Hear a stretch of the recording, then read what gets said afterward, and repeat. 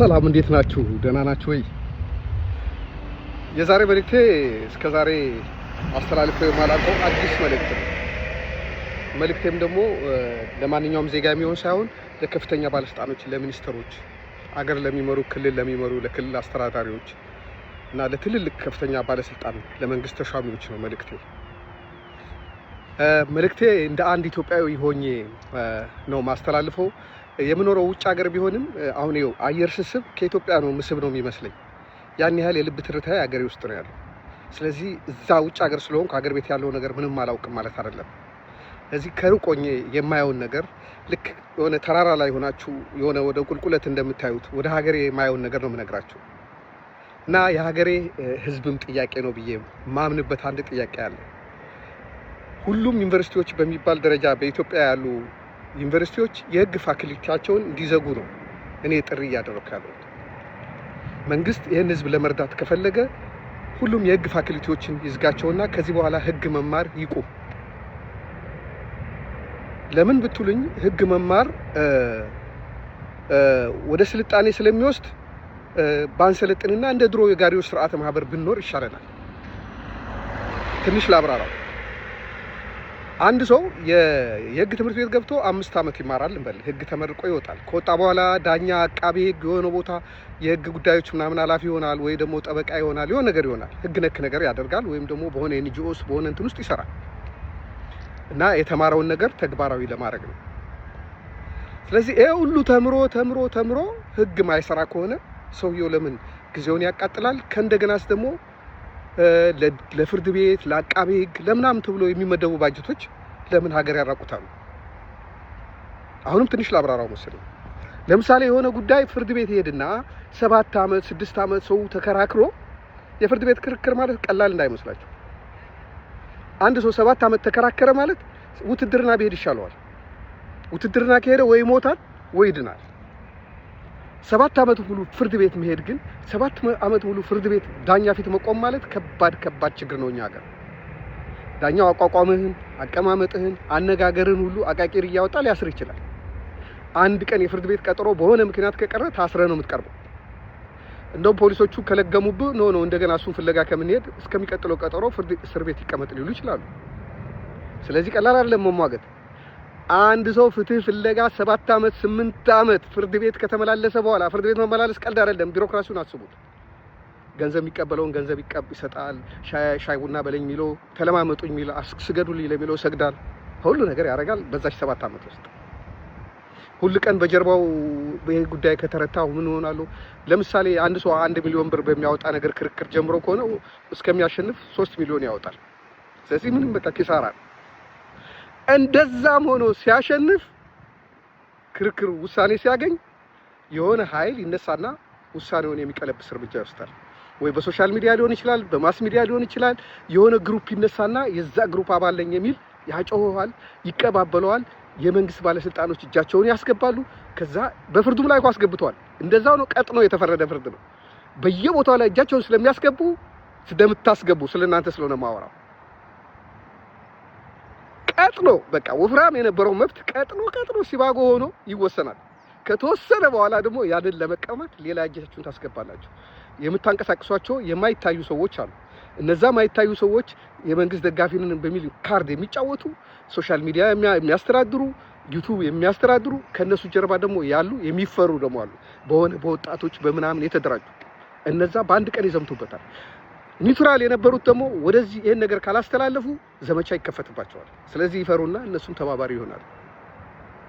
ስለዚህ ህግ ለምን ይማራል ሰው? ህግስ ለምን ምን ያደርጋል? ፍርድ ቤት ምን ያደርጋል? ፍርድ ቤት እኮ የስልጣኔ ምልክት ነው አይደል እንዴ? ህግ በመሰረቱ አንድ ሰው ወንጀል ማይፈጽመው ስለሚቀጣ ብቻ አይደለም። ስልጡን ስለሆነ ነው ሰው ወንጀል ማይፈጽመው። መብቱና ግዴታውን የሚያውቅ ሰው ወንጀል አይፈጽምም። የሰው መብት አይነካማ። የህግ ምንድነው? የህግ ዋናው ልዕልናው ምንድነው? ክብር ነው። የሰው ክብር ነው። የሰው ልጅን መብት ማክበር፣ ሰብአዊ መብት። ሰው በሰብአዊ መብት የሚጠቃ ከሆነ፣ ሰው ባልሰራው ወንጀል የሚታሰር የሚገረፍ ከሆነ፣ እርቃኑን ሜዳ ላይ አደባባይ ላይ እየታሰረ የሚታይ ከሆነ ህግ ምን ያደርጋል? ስለዚህ ህግ ፋክልቲውን ዝጉልን። እንደዚህ ምላችሁ ኢትዮጵያን ስለማታውቁት እኮ ነው እናንተ። ያን እናንተ የነበራችሁ ጊዜ ያለው ኢትዮጵያ አይደለም አሁን ያለው። ያኔ እናንተ ስልጣን ላይ ሳትወጡ የነበረችው ኢትዮጵያ አይደለችም ያለችው። እናንተ አታዩማ። ለምን መሰላችሁ ማታዩት? ስትሄዱ በአጃቢ ነው። እናንተ ጋር የሚመጡ ሰዎች የሆነ ነገር የሚፈልጉ ናቸው። ከናንተ የሆነ ነገር ስለሚፈልጉ ዋሽቷችሁ ነው የሚሄዱት። በመሰረቱ ባለስልጣን የሚጠጋ ሰው ሁሉ ውሸታም ነው። እኔ ከሚኒስተር ጋር የሚያጣብቀኝ ምን ምክንያት አለኝ? መብቴን በስርዓት ማገኝ ከሆነ ለምንድን ነው የሚሄደው ሚኒስተር ጋር? ስለዚህ ህገወጥ ነገር ከፈለኩ ብቻ ነው ባለስልጣን የምጠጋው። እነዚህ ዙሪያቸው ያሉ ሰዎች ህገወጥ ሰዎች ስለሆኑ ሀብታም ሊሆን ይችላል፣ ግብር እንዲቀነስለት ይሆናል፣ የሆነ ባለስልጣን ጫና እንዳያደርግበት ይሆናል ሀብታም የሚመጣው፣ ወይ ጨረታ እንዲፈቀድለት ሊሆን ይችላል።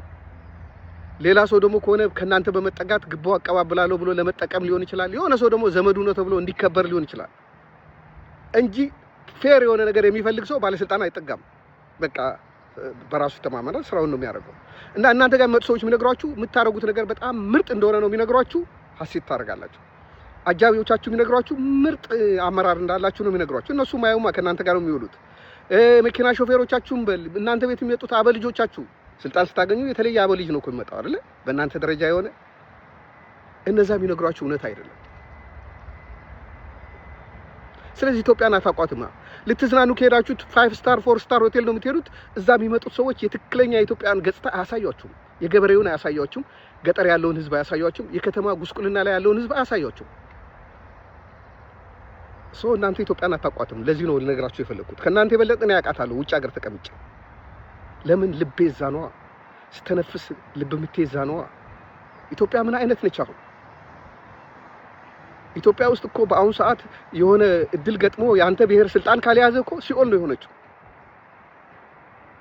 ያቺ ምናቃት ኢትዮጵያ ነች። እናንተ ምንም አይደርስባችሁም፣ ባለስልጣን ናችሁ። ከሌላም ብሔር ከሆናችሁ ችግር የለውም። እኛ ድሃ ሰዎች፣ ተራ ሰዎች እንዴት ነው የምንኖረው? እኛ ሀገር ውስጥ በእኛ ጫማ ውስጥ ሆናችሁ ለማየት አትችሉም፣ ካልወረዳችሁ ደግሞ እንደገና። እኔ ግን የማየው አሁን እኔ ማየው ኢትዮጵያና እናንተ የምታውቋት ኢትዮጵያ አንድ አይደሉም። እኔ ማያት ኢትዮጵያ የህዝቡ የሚኖረው ኢትዮጵያ ነው። እንደውም የመካከለኛ ህዝቡ ነው እኔ ማቀው። በጣም የዝቅተኛ ሁኔታው ህዝቡ እኔም ይጎለኛል። በደንብ ለዛ ህዝብ አንደበት መሆን አልችልም። የሆነ ነገር ህግ ይዘጋ ያልኩት ህግ እንደሌለ ካወቅን እኮ ተሽቆጥቁጠን እንገዛለን። ለጎበዝ አለቆች በየአካባቢ የተመደቡ የጎበዝ አለቆች ጉልቤዎች አሉ አይደል? ግብርም ከፍለን እንደ ጭሰኛ ኖራለና እነዛ ሰዎች የተደራጁት በብሔራቸው ሊሆን ይችላል፣ በሃይማኖታቸው ሊሆን ይችላል፣ በሆነ ነገር። ስለዚህ እኛ ፕሮቴክት የሚያደርገን ስለሌለ ከመሞት መሰንበት ስለሚሻል ለእነሱ እንገዛለን። እኛ ብዬ ማወራው እንደ ኢትዮጵያ ህዝብ ነው። ፕሊዝ ተረዱኝ። በዚህ ኢትዮጵያን አታውቁትም። ዛሬ እኔ መልእክት ማስተላለፈው ለባለስልጣን ብቻ ነው። ሌሎቻችሁ አትስሙ፣ አይጠቅማችሁም።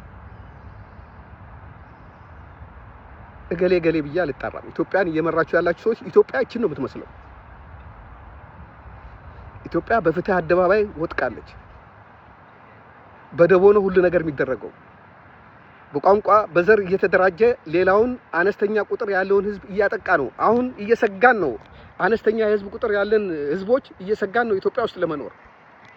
ስለዚህ በዓለም አቀፍ ህግ በተለያየ መንገድ ልክ አሁን ፓለስቲን ባለፈው ሌላ ቦታ ይስፈሩ እንደተባለው የሚያሰፍረን ሰው ካገኘን እንሄዳለን። ኢትዮጵያ ውስጥ ዋስትና የለንማ። ፍርድ ቤት ሄደን አንረታም።